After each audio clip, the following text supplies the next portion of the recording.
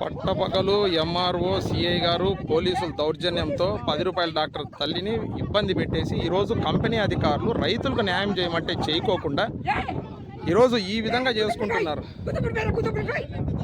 ఇంత దౌర్జన్యం ఎక్కడా చూడనిది ఇవన్నీ కూడా. ఈరోజు మీడియా కూడా తొత్తుగా మారిందా అని మాకు అనిపిస్తుంది. అందువల్ల ప్రజలు దీనికి న్యాయం చేయాలా, రైతుల కోసం పోరాడుతున్నాం. ఇప్పుడు చూడండి, ఎదురుగా అక్కడ టవర్స్ ఉన్నాయి.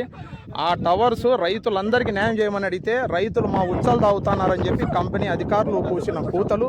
ఈరోజు అందరికీ న్యాయం చేయమన్నా కూడా ఈరోజు న్యాయం చేయలేకోకుండా కేవలం కంపెనీకి అధికారులు తొత్తుగా మారిపోయి ఈరోజు పోలీస్ వ్యవస్థను నిర్వీర్యం చేసేసి ఈ విధంగా చేస్తున్నందుకు ఇది లోకేష్కు విషయం తెలియాల్సిందిగా కోరుతున్నాం. చంద్రబాబు నాయుడు గారికి విషయం తెలియాలి. అందువల్ల కంపెనీలో ఎన్ని లోపాలు ఉన్నాయి. ఈరోజు పోలీస్ వ్యవస్థను ముందరబెట్టి ఎంఆర్ఓ మోహన్ గారు, సిఐ రాజు గారు ఇక్కడ లేకోకుండా ఈ విధంగా ప్రజలను, రైతుల్ని వంచిస్తున్నారు. థ్యాంక్ యూ అండి. ఈరోజు మీరు చూస్తున్నారు, పట్టపగలు 10 రూపాయల డాక్టర్ గారి భూమిలోకి ఎంఆర్ఓలు, పోలీసులు గేట్లు పగలగొట్టి, తాళాలు పగలగొట్టి జేసీబీలతో ఈరోజు దున్ని పారేస్తున్నారు హై ఎక్స్టెన్షన్. కానీ 10 రూపాయల డాక్టర్ రైతుల కోసం సమాన న్యాయం చేయమని కూడా న్యాయం దొరకట్లేదు ఇక్కడ. లక్షలు పెట్టుబడి పెడితే మాకు పంటలకు రూపాయి ఇస్తుంది. పంటలు నష్టపోతున్నా రైతులు దౌర్జన్యం చేస్తున్నారు సార్. ఇంత దౌర్జన్యం రైతులంటే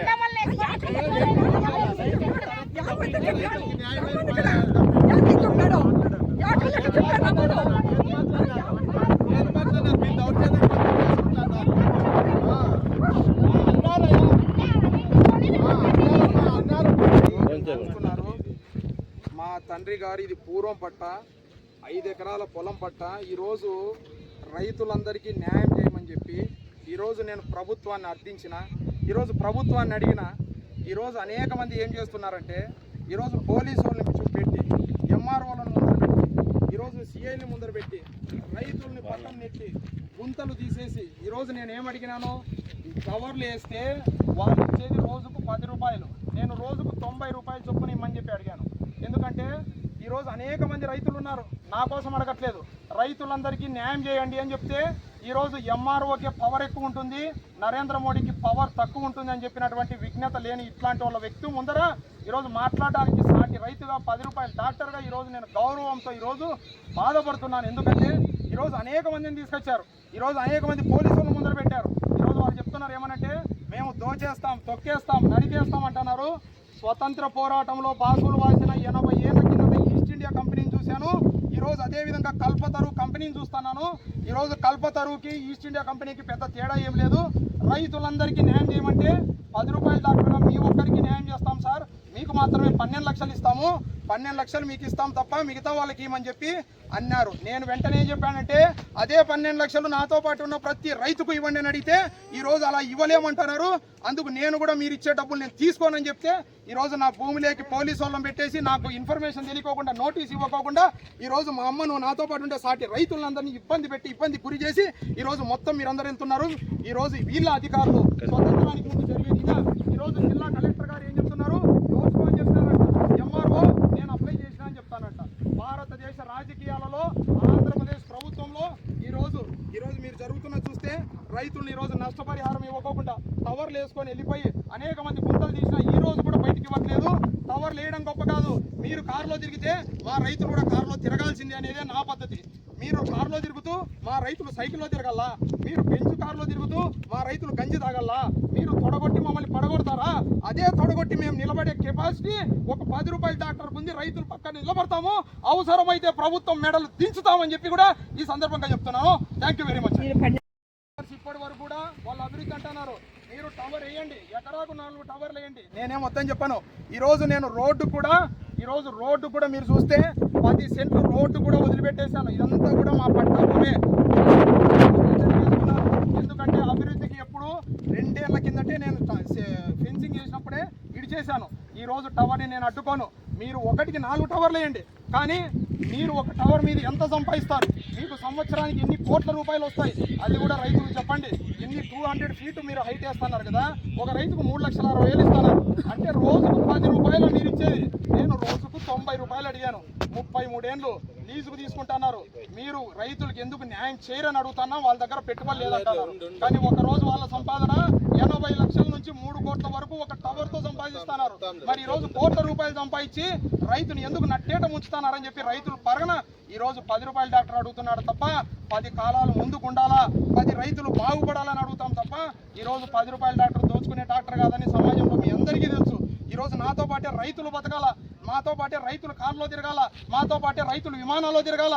ఈ రోజు రైతులు భూములు ఇవ్వకపోతే పోలవరం అయ్యేది కాదు, రైతులు భూములు ఇవ్వకపోతే విశాఖపట్నం భోగాపురం అయ్యేది కాదు, రైతులు భూములు ఇవ్వకపోతే అమరావతి అయ్యేది కాదు.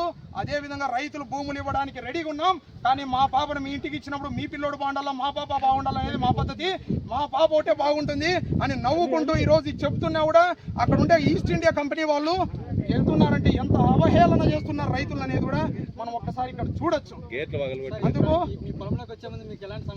ఎటువంటి సమాచారం కానీ, ఎటువంటి నోటీసు కానీ, ఎటువంటి ఇన్ఫర్మేషన్ కానీ ఏమీ ఇవ్వకోకుండా మేము అధికారులము, పోలీస్ బలం ఉంది, డిఎస్పీలు ఉన్నారు, ఎస్ఐలు ఉన్నారు, సిఐలు ఉన్నారు, ఎంఆర్ఓలు ఉన్నారని చెప్పి ఈరోజు పట్టా భూమిలో ఉన్నటువంటి మా బీగాలు బలగొట్టేసి ఈరోజు పట్టాలేకి రమ్మని ఇది అంబేద్కర్ రాజ్యాంగమా, పాకిస్తాన్ రాజ్యాంగమా అని మరొకసారి అడుగుతానా.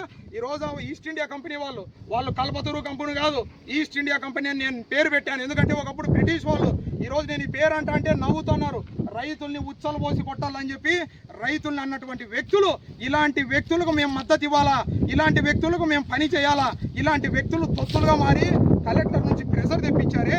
కలెక్టర్ కూడా ఇంటికి పోతే ఏం తింటాడు, అన్నం తప్ప ఇంకోటి తినడు, ఆ అన్నాన్ని పండించేవాడే రైతు అని చెప్పి మరొకసారి మేము చెప్తున్నాము. అభివృద్ధిని మేము ఎప్పుడు అద్దుకోము.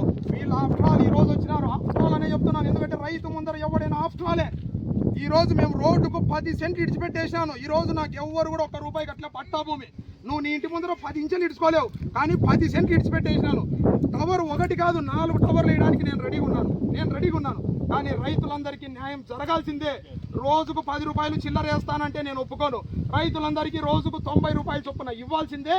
ఖచ్చితంగా రాబో రోజుల్లో వాళ్ళే మాకు నేర్పించారు. ఈస్ట్ ఇండియా కంపెనీ వాళ్ళు బ్రిటిష్ వాడు పోతూ వదిలేసిన పేరు అది. కల్పతరు కంపెనీ కాదు, ఈస్ట్ ఇండియా కంపెనీ. మీరు పోరాటం చేస్తాం, మేము ఇప్పటి వరకు పోరాటాలు చేయలేదు. ఈ రోజు వరకు రైతులకు తెలియాలా. అనేక మంది రైతులు విషం దాగి చచ్చిపోతున్నారు, అనేక మంది రైతులు ఊరేసుకొని చచ్చిపోతున్నారు, అనేక మంది రైతులు దాని కింద బోర్ వేసుకోలేరు, పంట పెట్టుకోలేరు, ట్రాక్టర్ నడవలేదు, దాని కింద ఇల్లు కూడా కట్టుకోలేని పరిస్థితి ఈ రోజు వచ్చింది. మీరేమో వర్షాలు వచ్చినా కూడా అర్థనింగ్ అవుతుంది. ఇవన్నీ కూడా ఫిజిక్స్ లో ఉంటాయి. అందువల్ల దయచేసి రైతులకు న్యాయం చేయండి, మాకు కాదు న్యాయము. కంపెనీ వారిని ఈస్ట్ ఇండియా కంపెనీకి బ్రిటిష్ ఓడిపోతూ ఒకటే వదిలిపెట్టేసిపోయినాడు. మిమ్మల్ని కూడా బ్రిటన్ తీసిపోయినట్టే బాగుంటాండి అనేది నేను వాళ్ళని కూడా హెచ్చరిస్తాను. ఎందుకంటే రైతు ఏడ్చిన రాజ్యం, రైతు బాధపడిన రాజ్యం ఎక్కడా బాగుపడలేదు. అది అనంతపురం అయినా అమెరికా అయినా సరే రైతుకు న్యాయం చేయమని అడుగుతున్నాను. ఈరోజు నాతో పాటు ఉన్న టవర్స్ అందరికీ రైతులకు న్యాయం చేస్తే మీరు గోవాలో అవార్డులు తీసుకుంటున్నారే. ఈ రోజు మా గేట్లు తాళం పాల్గొట్టి ఈ రోజు రైతుల్ని, మహిళలను, ఈ రోజు వృద్ధ మహిళలను ఈ రోజు ఈడ్చి పారేసి జేసీబీ దగ్గర మీరు చేశారే. కల్లారా ఇప్పుడు ప్రపంచం ఏం చేస్తోంది.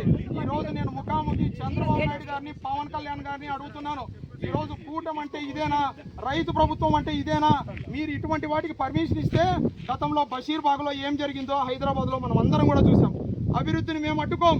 2003 జీవో తెస్తున్నారు. 2003లో పెట్రోల్ ఎంత ఉంది, 2003లో డీజిల్ ఎంత ఉంది, 2003లో మీ జీతాలు ఎంత ఉన్నాయి, 2003లో బంగారు ఎంత ఉంది, 2003లో భూములు ఎంత ఉన్నాయి. ఈ రోజు 2003 జీవో తీసుకొచ్చి 2026లో పెడితే రైతు బిడ్డలు ఏ విధంగా చదివించుకుంటారు, రైతు బిడ్డలు ఏ విధంగా ముందుకెళ్తారు? 3 లక్షలు 4 లక్షల రూపాయలు చేతిలో పెట్టి శాలువా కప్పి వెళ్ళిపోతున్నారే. మీరు రోజుకి ఎన్ని కోట్లు సంపాదిస్తున్నారు, అది కూడా బయటికి తీయండి అని ఈస్ట్ ఇండియా కంపెనీ నేను ముఖాముఖి అడుగుతున్నాను. అందువల్ల వాళ్ళు నేర్పించిండేదే మాకు పోరాటం అని కొత్త పదం అన్నారు. ఇప్పటి వరకు అనంతపురంలో పోలవరం, అమరావతి అన్నాము. ఇక నుంచి అనంతపురం గురించి కూడా వింటాం. Thank you very much.